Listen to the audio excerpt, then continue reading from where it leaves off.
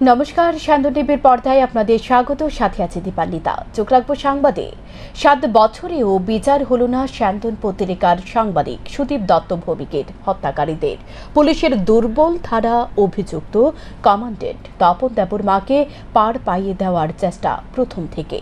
ফলে আজ আদালতের বিচার প্রক্রিয়াকে সাংবাদিকদের ভরসা থাকলেও যে চার্জশিট এবং তাদের তদন্তের উপর ভিত্তি করে সাংবাদিক হত্যার তদন্ত হচ্ছে তাতে মোটেও ভরসা নেই রাজ্যের সাংবাদিক মহলের।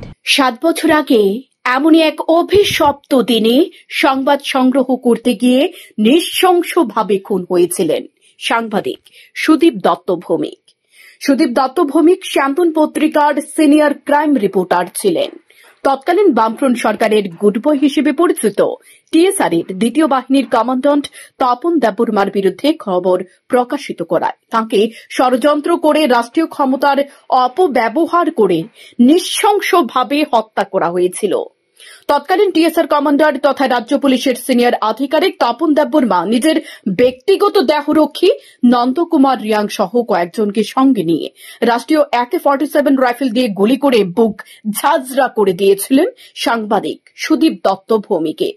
সাংবাদিক সুদীপ দত্ত ভৌমিকের হত্যার পর টিএসআরের দ্বিতীয় বাহিনীর সদর দপ্তরের ভেতরে মৃতদেহটি গায়েব করে দেওয়ার পরিকল্পনা নেওয়া হয়েছিল, কিন্তু সাংবাদিকদের তৎপরতায় সে সময় খুনিরা করতে পারেনি।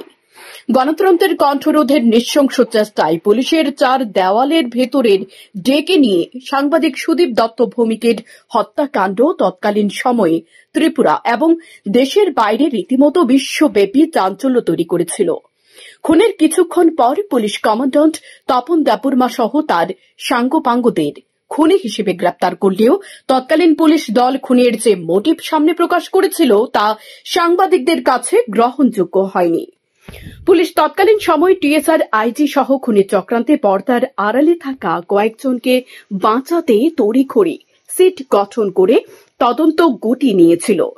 সাংবাদিকরা বামফ্রন্ট সরকারে গঠিত বিশেষ তদন্তকারী দল তথা সিট এবং সিটের গোটা প্রক্রিয়াকে প্রত্যাখ্যান করেছিল। রাষ্ট্রীয় ক্ষমতা ব্যবহার করে রাষ্ট্রীয় অস্ত্র দিয়ে নৃশংসভাবে সাংবাদিক হত্যার ঘটনায় সিবিআই তদন্তের দাবি জানিয়ে তৎকালীন সময়ে আন্দোলন শুরু করেছিলেন শান্তন সম্পাদক সুবল কুমার দের নেতৃত্বে রাজ্যের গোটা সংবাদ জগৎ।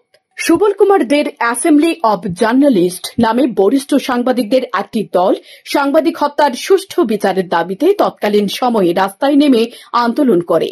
সাংবাদিক হত্যায় মামলায় সিবিআই তদন্তের দাবি জানিয়ে সুবল কুমার দের নেতৃত্বে সাংবাদিকরা ছুটে যান দেশের রাষ্ট্রপতির দরবারে।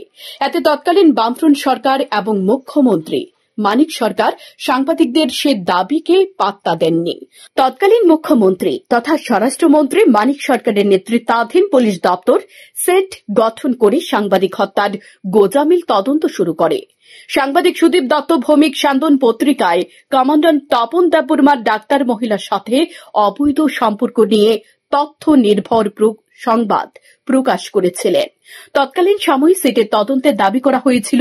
সেই খবরের জের ধরে সাংবাদিককে আরকে নগর টিএসআর সদর দপ্তরে ডেকে নিয়েছিলেন কমান্ড্যান্ট তপন দেববর্মা। পূর্ব পরিকল্পনা মতো তপন দেববর্মা সেখানে সাংবাদিককে হত্যার পরিকল্পনা করেছিলেন। সাংবাদিক সেখানে যাওয়ার পর তাঁকে টিএসআরের কয়েকজন জওয়ানকে নিয়ে রীতিমতো চ্যাংদোলা করে প্যারেড গ্রাউন্ডে নিয়ে যাওয়া হয়।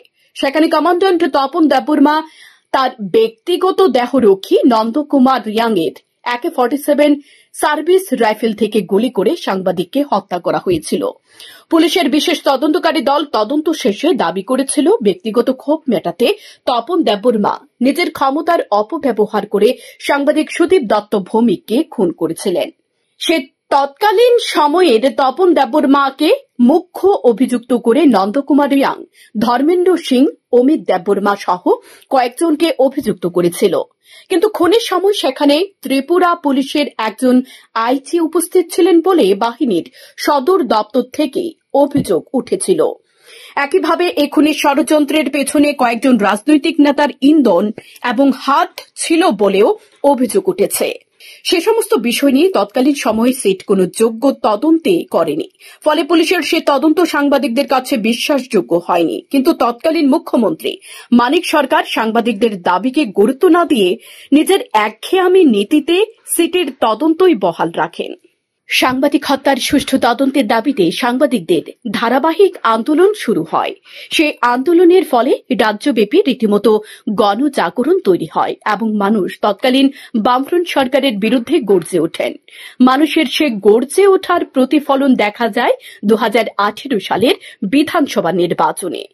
সাংবাদিকদের প্রতিবাদ এবং সাংবাদিক হত্যার আবেগকে কাজে লাগিয়ে তৎকালীন সময়ে বর্তমান শাসক দল বিজেপি মাঠে নেমে রাজনীতি করেন এবং 2018 সালে ত্রিপুরায় ক্ষমতা দখল করেন। রাজনীতির মাঠে তৎকালীন সময়ে বিজেপি দল আশ্বাস দিয়েছিল সাংবাদিক হত্যার সিবিআই তদন্ত দেওয়া হবে এবং সুষ্ঠু তদন্ত হবে। রাজ্যে বিজেপি জোট সরকার ক্ষমতায় আসার পর তৎকালীন মুখ্যমন্ত্রী বিপ্লব কুমার দেবের নেতৃত্বে সাংবাদিক সুদীপ দত্ত ভৌমিক হত্যাকাণ্ড এবং শান্তনু ভৌমিক হত্যাকাণ্ডে সিবিআই তদন্তের নির্দেশ দেওয়া হয়েছিল কেন্দ্রীয় স্বরাষ্ট্র দপ্তর থেকে। কিন্তু অত্যন্ত দুঃখজনকভাবে লোক দেখানো সে নির্দেশ কোনো আন্তরিকতা ছিল না। সিবিআই নামমাত্র একবার দুবার ত্রিপুরাতে এসে সাংবাদিক হত্যার তদন্তের ভরং দেখালেও খুনের ঘটনার প্রকৃত রহস্য এবং ষড়যন্ত্রকারীদের নাম আজও জনসম্মুখে উঠে আসেনি বলে সাংবাদিকদের অভিযোগ। সিবিআই তদন্তে সহকারী কমান্ডার স্বরূপানন্দ বিশ্বাসকে গ্রেপ্তার করা ছাড়া নতুন করে কাউকে গ্রেপ্তার করা হয়নি। এমনকি সিবিআই তৎকালীন সময়ে ত্রিপুরা পুলিশের সিটের তদন্ত এবং তাদের চার্জশিটকে ছাড়পত্র দিয়ে দেয়। সিবিআইয়ের সে ঢিলে ঢালা তদন্ত এবং চার্জশিটের কারণে আদালত থেকে জামিনে মুক্ত হয়ে যান মূল অভিযুক্ত তপন দেববর্মা সহ অন্যান্য সব অভিযুক্তরা। অভিযোগ, সিবিআই সুষ্ঠু তদন্ত না করে ত্রিপুরা পুলিশের সিটের তদন্তকে জোড়াতালি দিয়ে আদালতে চার্জশিট জমা করে দেয়। সে চার্জশিটের উপর ভিত্তি করে সিবিআই এর বিশেষ আদালতে সাংবাদিক সুদীপ দত্ত ভৌমিক এবং শান্তনু ভৌমিক হত্যাকাণ্ডের বিচার প্রক্রিয়া চলছে। ইতিমধ্যে আদালতে সাক্ষ্য গ্রহণ প্রক্রিয়া প্রায় শেষ হয়ে গেছে বলে খবর। আদালতের বিচার প্রক্রিয়াতে সাংবাদিকদের ভরসা থাকলেও যে চার্জশিট এবং তদন্তের উপর ভিত্তি করে সাংবাদিক হত্যার তদন্ত হচ্ছে তাতে মোটেও ভরসা নেই রাজ্যের সাংবাদিক মহলের। ভরসা নেই শহীদ সাংবাদিক সুদীপ দত্ত ভৌমিকের পরিবারের লোকদের। রাজ্যের বিজেপি জোট সরকার যেভাবে ক্ষমতার আসার আগে সাংবাদিকদের আবেগকে কাজে লাগিয়ে সুষ্ঠু তদন্তের আশ্বাস দিয়েছিল, সেই আশ্বাস পূরণ করেনি বলে বর্তমান সরকারের প্রতিনিধিদের উপরও হতাশাগ্রস্ত রয়েছেন রাজ্যের সংবাদ জগৎ। শান্তন টিভি। ত্রিস্তর পঞ্চায়েত ব্যবস্থাকে সশক্ত, পারদর্শী ও জনকল্যাণকারী করে গড়ে তুলতে ক্রমাগত প্রশিক্ষণ এবং কর্মশালায় বিশেষ গুরুত্ব দিয়েছে সরকার। বৃহস্পতিবার অরুন্ধতিনগর স্থিত পঞ্চায়েত রাজ প্রশিক্ষণ কেন্দ্রের গ্রাম স্বরাজ ভবনে পিপলস প্ল্যান ক্যাম্পেইন 2024-এর রাজ্যভিত্তিক কর্মশালার সূচনা করে এই কথা বললেন মুখ্যমন্ত্রী ডক্টর মানিক সাহা। বৃহস্পতিবার অরুন্ধতিনগর স্থিত পঞ্চায়েত রাজ প্রশিক্ষণ কেন্দ্রের গ্রাম স্বরাজ ভবনে কেন্দ্রীয় পঞ্চায়েতি রাজ দপ্তরের তত্ত্বাবধানে ভারতের টেকসই উন্নয়ন লক্ষ্যমাত্রা পূরণ করার দিশায় সবার যোজনা সবার বিকাশ থিমে সাজানো পিপল প্ল্যান ক্যাম্পেইন 2024-এর রাজ্যভিত্তিক কর্মশালার সূচনা করেন মুখ্যমন্ত্রী ডক্টর মানিক সাহা। মুখ্যমন্ত্রী বক্তব্য রেখে বলেন, কেন্দ্রীয় সরকারের পঞ্চায়েত মন্ত্রকের আদেশ অনুসারে প্রতি বছর পিপলস প্ল্যান ক্যাম্পেইনের মাধ্যমে পঞ্চায়েতের সব স্তরের বার্ষিক পরিকল্পনা প্রস্তুত করা হয়। এরই অঙ্গ হিসেবে অন্যান্য বছরের ন্যায় এই বছরও রাজ্য সরকারের পঞ্চায়েত দপ্তর রাজ্য স্তরে এই ক্যাম্পেইনের সূচনা করার উদ্যোগ নেয় বলে জানান মুখ্যমন্ত্রী। তিনি বলেন, রাজ্যের উন্নয়নে পঞ্চায়েতের ভূমিকা সম্পর্কে সকলে অবগত রয়েছে এবং যে বাস্তবমুখী পরিকল্পনা গ্রহণের মাধ্যমে গ্রামীণ এলাকার উন্নয়নকে আরও ত্বরান্বিত করার জন্য যাতে লক্ষ্যমাত্রা অর্জন করা যায়, মুখ্যমন্ত্রী বিগত কয়েক বছরে ত্রিপুরার পঞ্চায়েত ব্যবস্থার বিভিন্ন সফলতাগুলি তুলে ধরে জেলা সভাধিপতিগণ সহ সকল স্তরের জনপ্রতিনিধিগণ এবং কর্মচারীদের কাছে আহ্বান রাখেন যে আরও সুচারুভাবে কাজ করে আগামী ত্রিপুরার পঞ্চায়েত ব্যবস্থাকে সারা ভারতবর্ষের কাছে যাতে মডেল হিসেবে তুলে ধরা যায়। বর্তমানে নতুন পঞ্চায়েত কমিটি গঠন হয়েছে। ত্রিস্তর পঞ্চায়েতের ব্যবস্থাকে সশক্ত, পারদর্শী ও কল্যাণকারী করে গড়ে তুলতে ক্রমাগত প্রশিক্ষণ ও কর্মশালায় বিশেষ গুরুত্ব দিয়েছে সরকার। আমাদের জাতির পিতা মহাত্মা গান্ধীর এটা স্বপ্ন যে গ্রামের উন্নয়ন যদি হয় তবেই দেশেরও উন্নয়ন হবে, এবং সেই দিশায় আমাদের মাননীয় প্রধানমন্ত্রী নরেন্দ্র মোদীজিও সেই দিশায় কাজ করছেন। এবং প্রথম 2 অক্টোবর ওনার জন্মদিন উপলক্ষে 1959 নাগপুরে এই যে ডিপার্টমেন্ট সেটা শুরু হয়েছিল, গ্রাম পঞ্চায়েত রাজের শুরুবাত সেখান থেকে শুরু হয়। আমাদের দেশে আমাদের পাওয়ার্স অ্যান্ড ফাংশনের যে ডিভিশন সেটা এতদিন ধরে ছিল যে সেন্ট্রাল গভর্নমেন্ট, যেটা ইউনিয়ন গভর্নমেন্ট হিসাবে আমরা জানি, আর স্টেট গভর্নমেন্ট, এই দুটো ভাগ ছিল। কিন্তু পরবর্তী সময়ে যখন এই ত্রিস্তরীয় পঞ্চায়েত শুরু হয়, যে গ্রাম পর্যন্ত এই ধরনের ক্ষমতায়ন দিতে হবে, সেই বিষয়টা যখন আসলো, তখন ত্রিস্তরীয় পঞ্চায়েত অবধি যাওয়াতে এখন আমরা বলি ফার্স্ট গভর্নমেন্ট, সেকেন্ড গভর্নমেন্ট, এখন আমাদের থার্ড গভর্নমেন্ট আমাদের সমস্ত ভারতবর্ষের মধ্যে সেটা আছে। পঞ্চায়েতে রাজ রিসোর্স সেন্টার হিসাবে কাজ করবে, সেটার ঘোষণা একটু আগে আমরা দিলাম, ইনোগ্রেশনও হলো। আমি আশা করি যে এই ঘোষণা দেওয়াতে আমি নিজেকে গর্ববোধ করছি যে এই ধরনের সেন্টার আমাদের ত্রিপুরাতে আছে, এবং মাননীয় প্রধানমন্ত্রীর যে আহ্বান সেটাকে আমরা সাড়া দিতে হবে, এবং রাজ্যকে এই যে গ্রাম উন্নয়নের যে উন্নয়ন সেটা যেন একটা অন্য শিখরে যায়, সেই ব্যবস্থা আমরা সবাই মিলে, এখানে যারা জনপ্রতিনিধি আছেন, মঞ্চেও যারা আছেন, নিচেও যারা আছেন, সবাই মিলে, এবং আমাদের আধিকারিক থেকে শুরু করে কর্মচারীরা সবাই আরো ভালো করে আরো ভালো কাজ করবেন। পরে মুখ্যমন্ত্রীর হাত দিয়ে পঞ্চায়েত ডেভেলপমেন্ট ইন্ডেক্স ই অফিস বাস্তবায়ন, স্মার্ট পঞ্চায়েত অফিস বিভাগে যে সমস্ত জেলা, ব্লক এবং পঞ্চায়েতগুলো ভালো কাজ করছে তাদেরকে পুরস্কৃত করা হয়। তার পাশাপাশি 4টি বই মুখ্যমন্ত্রীর হাত দিয়ে আত্মপ্রকাশ করে এদিন মুখ্যমন্ত্রী অরুন্ধতিনগর স্থিত পঞ্চায়েত রাজ প্রশিক্ষণ কেন্দ্রটিকে স্টেট পঞ্চায়েত রিসোর্স সেন্টার হিসেবে ঘোষণা দেন। এই অনুষ্ঠানে সারা ত্রিপুরা থেকে জনপ্রতিনিধি এবং সকল স্তরের কর্মচারী মিলে প্রায় 750 জন অংশগ্রহণ করেন। আয়োজিত অনুষ্ঠানে মুখ্যমন্ত্রী ছাড়াও বিভিন্ন জেলার জেলা সভাধিপতি, দপ্তরের সচিব ডসনদীপ আর রাঠোর, দপ্তরের অধিকর্তা প্রসূন দে, সবগুলি পঞ্চায়েত সমিতি ও ব্লক উপদেষ্টা কমিটিগুলির চেয়ারপারসন, অতিরিক্ত জেলা শাসকগণ, ব্লক ডেভেলপমেন্ট অফিসারগণ উপস্থিত ছিলেন। শান্তন টিভি। অল ত্রিপুরা অসংগঠিত শ্রমিক কংগ্রেসের পক্ষ থেকে বৃহস্পতিবার শ্রম দপ্তরের গণ ডেপুটেশন প্রদান করা হয়। অসংগঠিত শ্রমিকদের বঞ্চনার প্রতিবাদ জানিয়ে একাধিক দাবিকে সামনে রেখে এদিন ডেপুটেশন প্রদান করা হয়। এদিন অল ত্রিপুরা অসংগঠিত শ্রমিক কংগ্রেসের উদ্যোগে প্রদেশ কংগ্রেস ভবনের সামনে থেকে এক মিছিল সংগঠিত করা হয়। মিছিলের অগ্রভাগে ছিলেন প্রদেশ কংগ্রেস সভাপতি আশিস কুমার সাহা সহ অন্যান্যরা। মিছিলটি আগরতলা শহরের বিভিন্ন রাস্তা পরিক্রমা করে শ্রম ভবনের সামনে গিয়ে শেষ হয়। সেখানে থেকে এক প্রতিনিধি দল শ্রম ভবনে নিয়ে শ্রম কমিশনারের নিকট ডেপুটেশন প্রদান করে।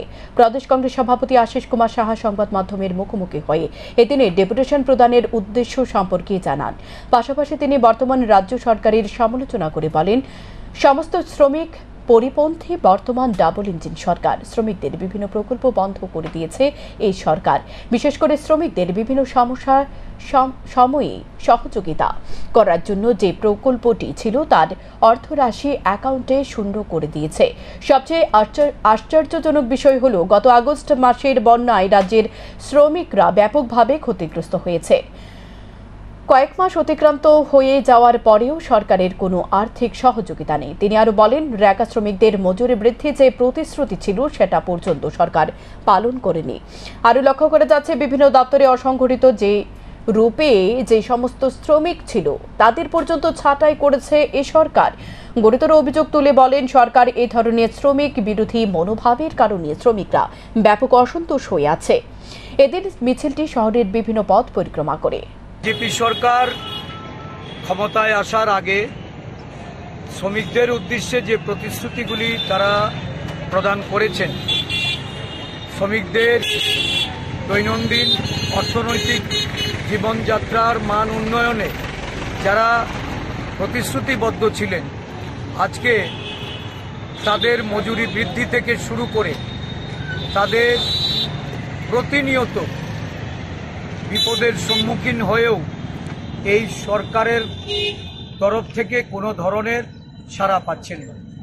আমরা লক্ষ্য করছি বিশেষ করে রাজ্যের একটা বৃহদাংশ যারা অসংগঠিত শ্রমিক, এটা কৃষি শ্রমিক, বাগান শ্রমিক, রাবার বাগান থেকে শুরু করে বিভিন্ন সরকারি যে বাগানগুলি আছে, খামারগুলিতে যারা কাজ করেন, বিভিন্ন নির্মাণ দপ্তরের শ্রমিক, যানবাহন মোটরের শ্রমিক এবং সর্বোপরি এই যে অঙ্গনওয়াড়ি, মিড ডে মিল থেকে শুরু করে নানা অসংগঠিত ক্ষেত্রে যারা কাজ করে চলেছেন, ই রিক্সা, রিক্সা শ্রমিক, এই সমস্ত শ্রমিকদের স্বার্থের পরিপন্থী এই সরকার শ্রমিক সহায়তা প্রকল্প বন্ধ করে দেওয়া হয়েছে।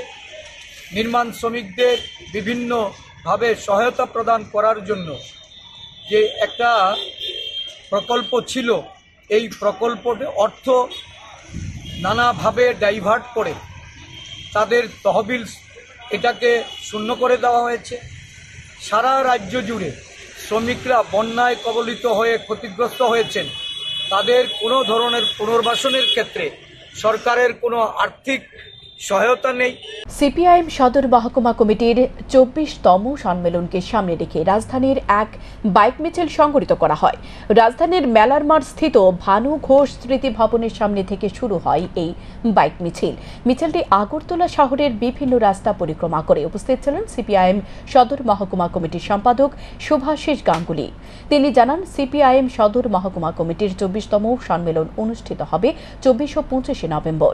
এই সম্মেলনকে সামনে রেখে এদিনের মিছিল সংগঠিত করা হয়েছে। তিনি বলেন, রাজ্যের শান্তি সম্প্রীতি রক্ষা করতে হবে, আইনের শাসন প্রতিষ্ঠিত করতে হবে, দ্রব্যমূল্য নিয়ন্ত্রণ করতে হবে এবং বেকারদের জন্য কর্মসংস্থানের ব্যবস্থা করতে হবে। কারণ এগুলো বর্তমান জোট সরকারের প্রধান প্রতিশ্রুতি ছিল, কিন্তু সরকার এগুলো পালন না করে এবং প্রতিদিন দ্রব্যমূল্য বেড়ে চলেছে। তাই এর বিরুদ্ধে এগিয়ে এসে সরকারকে প্রতিশ্রুতি পূরণ করতে বাধ্য করতে হবে বলে জানান তিনি। আর এটাই সিপিআইএমের মূল বার্তা বলে জানান তিনি। ভারতের কমিউনিস্ট পার্টি মার্ক্সবাদীর সদর মহকুমা 24তম সম্মেলন আগামী 24 এবং 25 নভেম্বর সম্মেলনের সফল করার বার্তা দিচ্ছি। রাজ্যের শান্তি সম্প্রীতি ঐক্য সংহতি রক্ষা করতে হবে, যে কোনোভাবে রাজ্যের আইনের শাসন প্রতিষ্ঠা করতে হবে। রাজ্যে বিজেপি আইপিএফটি মথার সরকার বর্তমানে রয়েছে, তারা বলেছিল মানুষের জন্য তারা নিত্য প্রয়োজনীয় জিনিসের দাম কমাবে, বেকারত্বের যন্ত্রণা কমাবে, অথচ জিনিসের দাম কমছে না। বিদ্যুতের মাসুল বাড়ছে, প্রতিদিন গ্যাসের মাসুল বাড়ছে, নিত্য প্রয়োজনীয় জিনিসের দাম বাড়ছে। এইগুলোর বিরুদ্ধেও সাধারণ মানুষ এগিয়ে আসবেন, রাজ্যের ঐক্য সংহতি রক্ষা করবেন, এটাই হচ্ছে আমাদের মূল বার্তা। আবারও রেলে কাটা পড়ে মৃত্যু এক অজ্ঞাত মহিলার। বয়স আনুমানিক 22 বছর। ঘটনা উদয়পুর খিলপাড়া নানুয়া দিঘির পাড় এলাকায়। ঘটনার বিবরণী জানা যায়, প্রতিদিনকার মতো বৃহস্পতিবার সকালে সাবরুম থেকে শিয়ালদা গামী কাঞ্চনজঙ্ঘা এক্সপ্রেস এই দুর্ঘটনাটি ঘটেছে। এই ঘটনার খবর পেয়ে ঘটনাস্থলে ছুটে আসে উদয়পুর রেল দপ্তরের পুলিশ আধিকারিক। পরবর্তী সময় তারা খবর দেয় রাধাকিশোরপুর থানায়। পুলিশ ঘটনাস্থলে এসে ময়না তদন্তের জন্য মৃত মহিলাকে নিয়ে যায় গোমতী জেলা হাসপাতালে। খবর লেখা পর্যন্ত এখনও মৃত মহিলার নাম জানা যায়নি। পুলিশের আনুমানিক ধারণা কোনো ইট ভাট্টাতে সে কাজ করতেন। সকাল 7:30 8টার মধ্যে কাঞ্চনজঙ্ঘা ট্রেনে আগরতলা যাইতেছিল। কাঞ্চনজঙ্ঘা ট্রেন উদয়পুর থেকে আগরতলা। ওই ট্রেনে অনুমান মনে হয় যে একজন মহিলা, দেখতে তো মহিলা কিন্তু এখনও আইডেন্টিফাই হয় নাই, এই রান ওভার হয়েছে। তো আমি ওসি আরকেপুরে ইনফর্ম করেছি এবং ওসি আরকেপুর ওমেন পিএসে ইনফর্ম করেছে। ওমেন পিএস স্টাফ আসছে, তারা আসলে কেসটা ইনভেস্টিগেশন করবে। কারণ আমি হচ্ছে উদয়পুর জিআরপি, আমরা জিআরপি এখনও পিএস খুলে নাই, তাই আমরা এই কেসটা হ্যান্ডওভার করতে পারবো, টেক ওভার করতে পারবো। ঘটনাটা অনুমান 7:30। কাঞ্চন ট্রেন তো এখানে 7:25 গিয়েছিল, ওই ট্রেনটাই অনুমান এখানে দীর্ঘ লং হরন দিয়েছিল, কিছুক্ষণ দাঁড়িয়েছিল কাঞ্চনটা। তো এরপরে আমার এসএসএ মেমো দিয়েছে, তো আমি এখানে এসেছি, স্পটে এলাম, দেখলাম একদম ডেড বডি, আননোন, এখন পর্যন্ত আইডেন্টিফাই হয় নাই। রেল চলাচল ব্যবস্থা কি এখন কি টোটালি না, এখন যতক্ষণ পর্যন্ত এই বডিটা ট্র্যাক থেকে সরানো হবে না ততক্ষণ রেলটা বদ্ধই থাকবে। পরে আমি ক্লিয়ারেন্স দিব যে স্টাফ আসতেছে, তারা আছে, যদি টেক ওভার করে তখনই আমি ক্লিয়ারেন্স দিব যে রেল চলাচল করা যায়। এলাকাবাসীর হাতে আটক বিশাল আকার অজগর সাপ। ঘটনা বুধবার গভীর রাতে বিশালগড় থানার অন্তর্গত চরিলাম ৮ নং জাতীয় সড়কের পাশে পুরানবাড়ি নতুন পেট্রোল পাম্পে। পুরানবাড়ি এলাকায় যুবক রাহুল সরকার স্কুটি নিয়ে বাজার থেকে বাড়িতে যাওয়ার সময় দেখতে পায় প্রায় ৯ থেকে ১০ মিটার লম্বা একটি অজগর সাপ জাতীয় সড়ক অতিক্রম করে নতুন পেট্রোল পাম্পে প্রবেশ করছে। সঙ্গে সঙ্গে রাহুল তার স্কুটি থামিয়ে অজগর সাপটিকে আটক করে। খবর পেয়ে সাপটিকে দেখার জন্য আশপাশের মানুষ ছুটে আসে। এলাকাবাসী খবর দেয় বন দপ্তরকে। খবর পেয়ে বন দপ্তরের কর্মীরা ঘটনাস্থলে ছুটে আসে এবং সাপটিকে আটক করে চিড়িয়াখানায় নিয়ে ছেড়ে দেয়। একের পর এক বড় বড় অজগর সাপ বন ছেড়ে লোকালয়ে ছুটে আসছে এবং খেয়ে ফেলছে মানুষের গৃহপালিত পশু পাখি, হাঁস, মোরগ। কয়েকদিন আগেও সন্ধ্যা রাতে ছেচুরিমাই এলাকায় ধরা পড়ে এলাকাবাসীর হাতে বড় এক অজগর সাপ। একের পর এক অজগর সাপ ধরা পড়ছে চরিলামের বিভিন্ন প্রান্তে। আতঙ্কের সৃষ্টি হয়েছে গ্রামবাসীর মধ্যে। কোথা থেকে আসছে বিশালাকার অজগর সাপ ভেবে পাচ্ছে না গ্রামের মানুষ। এটা অ্যাকচুয়ালি আমি চরিলাম বাজার থেকে, আমার বাড়ি পুরান বাড়ি, আমি বাড়িতে যাইতে আসলাম স্কুটিতে করে। যাওয়ার পথে এটা হঠাৎ দিয়ে আমার স্কুটির সামনে দিয়ে রাস্তা ক্রস হইতেছে। জাতীয় সড়ক ন্যাশনাল হাইওয়ে থেকে রাস্তার বাম পাশ থেকে ডান পাশে ক্রস হইতেছে। তখন আমি স্কুটি থামাই এটা ধরছি। তো এটা আমরা চরিলাম পুরান বাড়ি ছিল যে পেট্রোল পাম্প আছে ওইখানে এখনো শুরু হইব কিছুদিন পরে। তো এটার মধ্যে নিয়ে আইছি, এনে রাখছি। শিবাইজলা প্লাস আমরা চৈলান পুরানবাড়ি ফরেস্ট অফিসে খবর দিছি, তারা আইতাছে বসি। তো কইতে পারেন অ্যাকচুয়ালি সেঞ্চুরি এরিয়া আমরা পাশাপাশি ফরেস্ট অফিস, আর এদিক দিয়ে একটা নালা আছে, সম্ভবত মানে জঙ্গল থেকে নালা দিয়ে নেমে বসছে। ২০২২ সালে ২৬শে নভেম্বর দেশের শ্রমিকরা শ্রমিক ধর্মঘটের ডাক দেয়। কারণ সে সময় তৎকালীন নরেন্দ্র মোদীর নেতৃত্বাধীন সরকার ৪টি শ্রম কোড শ্রমিকদের বিরুদ্ধে জারি করার চেষ্টা করেছিল। একই সাথে ৩টি কালো কৃষি আইন সামনে এনেছিল সরকার। তারপর কৃষক ও শ্রমিকদের দিল্লি চলো অভিযান সামিল হয়। আগামী ২৬শে নভেম্বর চতুর্থ দিবস উপলক্ষে এবং সরকার প্রতিশ্রুতি পালন না করায় সারা দেশে চেতাগ্নি জমায়েত করার সিদ্ধান্ত নিয়েছে। ত্রিপুরা রাজ্য এই কর্মসূচি বিভিন্ন মহকুমায় অনুষ্ঠিত হবে। আগরতলায় রাজ্যের মূল কর্মসূচিটি হবে। শহরের একটি মিছিল সংগঠিত করে প্যারাডাইস চৌমুহনী এলাকায় সমাবেশ করা হবে। এই কর্মসূচি থেকে সরকারকে ৩ মাসের মধ্যে বেঁধে দেওয়া হবে, না হলে দেশের শ্রমিক কৃষকরা পুনরায় দেশব্যাপী আন্দোলনে নামার সিদ্ধান্ত গ্রহণ করবে। বৃহস্পতিবার কৃষক সভার রাজ্য কমিটির কার্যালয়ে সাংবাদিক সম্মেলন করে এই কথা জানান সংযুক্ত কিষাণ মোর্চার আহ্বায়ক পবিত্র কর। তিনি আরো বলেন, ২০২১ সালের ৯ ডিসেম্বর সংযুক্ত কিষাণ মোর্চাকে দেওয়া লিখিত প্রতিশ্রুতি মোদী সরকার অমান্য করেছে। শ্রমিক, কৃষক, খ্যাতমজুর স্বার্থ বিরোধী নীতির বিরুদ্ধে এবং বিকল্প জনস্বার্থবাহী নীতির দাবিতে সংযুক্ত কিষাণ মোর্চা ও কেন্দ্রীয় ট্রেড ইউনিয়ন সমূহ যুক্তভাবে আগামী ২৬শে নভেম্বর ঐতিহাসিক কৃষক আন্দোলন ও সর্বভারতীয় শ্রমিক ধর্মঘটের চতুর্থ বার্ষিকীতে ভারতবর্ষের সমস্ত জেলায় ১২ দফা দাবিতে প্রতিবাদ সমাবেশ সংগঠিত করবে। এটা চতুর্থ বর্ষ পরিচালিত হচ্ছে। আবার সেন্ট্রাল ট্রেড ইউনিয়নগুলো ও সংযুক্ত কিষাণ মোর্চা যুক্তভাবে বসে এই সিদ্ধান্ত নিয়েছে আগামী ২৬শে নভেম্বর ২০২৪ এটাকে চতুর্থ বর্ষ আন্দোলনের, শ্রমিক এবং কৃষক আন্দোলনের উদযাপন উপলক্ষে এটা আমরা একটা চেতাবনী জমায়েত করছি। উদ্দেশ্য হল আগামী ৩ মাস সময় দেওয়া হবে সেন্ট্রাল গভর্নমেন্টকে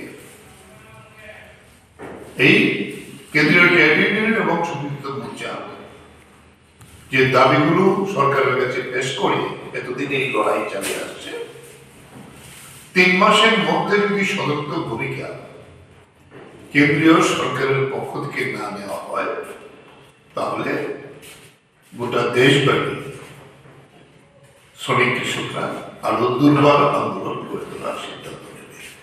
আবারও গোপন খবরের ভিত্তিতে আগরতলায় জিআরপি থানার পুলিশ এবং আরপিএফ যৌথভাবে একজনকে গ্রেপ্তার করেছে। আগরতলা রেল স্টেশনে পিট লাইন থেকে তাকে আটক করা হয়েছে। তার কাছ থেকে বাজেয়াপ্ত করা হয়েছে 12,400 কেজি শুকনো গাঁজা। এগুলো ব্যাগের মধ্যে রাখা ছিল। ধৃত গাঁজা পাচারকারীর নাম রাহুল দাস, বয়স 22 বছর, বাড়ি আমতলী থানাধীন মহেশখোলা এলাকায়। জানা যায় তারা এ নিয়ে অনেকবার এভাবে গাঁজা পাচার করেছে। তাদের একটা বড় গ্যাং আছে আগরতলা রেল স্টেশনের আশপাশ এলাকায়। তবে জিআরপি থানার পুলিশ তাদেরকে আইনের আওতায় আনতে সব ধরনের জাল বিছিয়ে রেখেছে ওসির কাছ থেকে জানা যায়, এবং যে কোনো সময় গ্রেপ্তার হতে পারে নেশা কারবারির সেসব রাঘব বোয়ালরা। বুধবার উদ্ধার হওয়া গাঁজাগুলির আনুমানিক কালোবাজারে মূল্য প্রায় 1.5 লক্ষাধিক টাকা হবে বলে জানান। আগরতলা জিআরপি থানায় অভিযুক্তের বিরুদ্ধে একটি এনডিপিআরএস ধারায় মামলা নেওয়া হয়েছে। জিআরপি থানায় পুলিশ ওনাকে জোরালোভাবে জিজ্ঞাসাবাদ চালিয়ে যাচ্ছে। গতকালকে আরেকটা আমাদের আগরতলা জিআরপি থানাতে এনডিপিএস কেস নেওয়া হয়েছে, এবং এটার মধ্যে আমরা জয়েন্টলি অপারেশন করেছি আগরতলা আরপিএফ এবং আগরতলা জিআরপিএফ। তো ওনার নাম জিজ্ঞেস করলে রাহুল দাস, ওনার বাড়ি লোকালি এমনিতে মহেশখোলা বাড়ি, আমতলী থানার অন্তর্গত।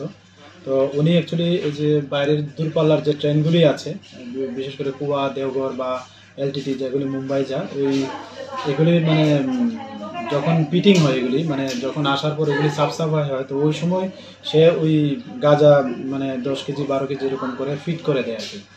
তার কাজও দ্রুত। আমরা অনেকদিন ধরে এই খবরটা ছিল, তো কালকে আমরা ওকে মানে রেড হ্যান্ড করেছি, আমরা ধরতে পেরেছি। এবং সেও গতকালকে একটা পিট্টু ব্যাগ নিয়ে আসে, এবং এটার ভর্তি 6টা প্যাকেট ছিল। তো ওইগুলি কুয়া যে বা দেওঘর ওইটির মধ্যে সে একটা হাইটের জায়গাতে লুকানোর মানে চেষ্টা করেছিল। তো আমরা ওইগুলি ওজন করে দেখলাম 12 কেজি 400 গ্রামের মতো হয় ওইগুলি ওজন। তো আমরা গতকালকে আগরতলা জিআরপি থানাতে ওনার এগেনস্টে একটা এনডিপিএস মামলা নেওয়া হয়েছে। তো আজকে আমরা ওনাকেও মামলা আদালতে প্রেরণ করছি। খোয়াই কিছুতেই থামছে না সড়ক দুর্ঘটনা। খোয়াই আবার সড়ক দুর্ঘটনা। এবার গাড়ির পেছনে সজোরে ধাক্কা লাগলো মোটর বাইকের, আর এতে গুরুতরভাবে আহত হলো বাইক চালক। ঘটনা বৃহস্পতিবার বেলা 108B জাতীয় সড়কের অজগর টিলা জামিরা এলাকায়। কমলপুরের জনৈক নির্মল কুমার সিনহা মোটর বাইক চালিয়ে খোয়াই হয়ে কমলপুর যাচ্ছিলেন। একই সড়ক ধরে একটি গাড়ি খোয়াই হয়ে কৈলাসহর যাচ্ছিল। অজগরটিলা জামিরা এলাকায় গাড়িটি দাঁড়িয়ে যাত্রী ওঠানামা করছিল। তখনই মোটর বাইকটি পেছন দিক থেকে এসে নিয়ন্ত্রণ হারিয়ে সজোরে ধাক্কা দেয় গাড়িতে। মোটর বাইক থেকে ছিটকে পড়ে যান বাইক চালক নির্মল কুমার সিনহা। গাড়ি আমলে ধাক্কা দিয়ে গেছে। আহত কয়জন? একজন। ওনার নাম কি? নির্মল কুমার সিনহা, বাড়ি কমলপুর থালালে। উনি কি ইয়েতে ছিলেন? বাইকে ছিলেন? বাইকে অজগরটিলা হাইওয়ে ব্রিজের লোকে। আগরতলা রেল স্টেশন থেকে ফের বাংলাদেশি দম্পতি আটক। আগরতলা জিআরপি থানার ওসি জানান, বুধবার আগরতলা রেল স্টেশন থেকে এক বাংলাদেশি দম্পতিকে আটক করা হয়েছে। ধৃত দম্পতির নাম আফজল শেখ ও লামি আক্তার। তারা অবৈধভাবে রাজ্যে এসেছে। তাদের বিরুদ্ধে আগরতলা জিআরপি থানায় একটি মামলা দায়ের করা হয়েছে। বৃহস্পতিবার ধৃতদের আদালতে সোপর্দ করা হবে। গতকালকে আমরা আগরতলা জিআরপিএস, আরপিএফ এবং বিএসএফ এবং আমাদের যে আরও সিস্টার এজেন্সি আছে, আমরা গতকালকে 2 জন বাংলাদেশিকে মানে আগরতলা রেল স্টেশনে গ্রেপ্তার করা হয়েছে।